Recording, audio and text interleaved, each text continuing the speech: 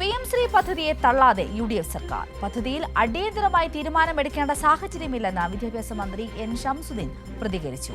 അതേസമയം PM ശ്രീ പദ്ധതിയെ അനുകൂലിക്കുന്ന റിപ്പോർട്ട് പൊതുവിദ്യാഭ്യാസ സെക്രട്ടറി മന്ത്രിക്ക് കൈമാറി. റിപ്പോർട്ട് മന്ത്രിസഭായോഗം പരിഗണിക്കും. PM ശ്രീ പദ്ധതിയുമായി ബന്ധപ്പെട്ട് UDF സർക്കാർ കൃത്യമായ ഒരു മറുപടി നൽകാൻ ഇതുവരെ തയ്യാറായിട്ടില്ല. അടിയന്തരമായി പദ്ധതിയിൽ തീരുമാനമെടുക്കേണ്ട സാഹചര്യം ഇല്ല എന്നാണ് പൊതുവിദ്യാഭ്യാസ വകുപ്പ് മന്ത്രി N. ഷംസുദ്ദീന്റെ പുതിയ നിലപാട്. ഇതൊക്കെ ഞങ്ങൾ ചർച്ച ചെയ്യേണ്ട വിഷയങ്ങളാണ്. ഏതായാലും അടിയന്തരമായി അതിലൊരു തീരുമാനം എടുത്തിട്ട് പെട്ടെന്നൊന്നും ചെയ്യാനില്ല.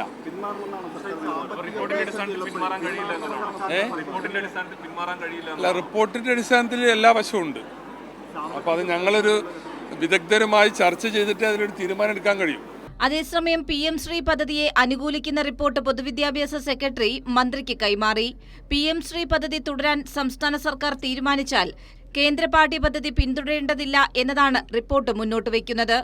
അതേസമയം പ്രധാനമന്ത്രിയുടെ ചിത്രമുള്ള ബോർഡ് സ്കൂളിൽ സ്ഥാപിക്കേണ്ടിവരും. അത് PM ശ്രീയുടെ നിബന്ധനയാണെന്നും റിപ്പോർട്ട് ചൂണ്ടിക്കാണിക്കുന്നു. പദ്ധതി തുടർന്നാൽ മാത്രമേ സമഗ്ര ശിക്ഷ കേരളത്തിനുള്ള ഫണ്ട് ലഭിക്കൂ എന്നും റിപ്പോർട്ട് വ്യക്തമാക്കുന്നു.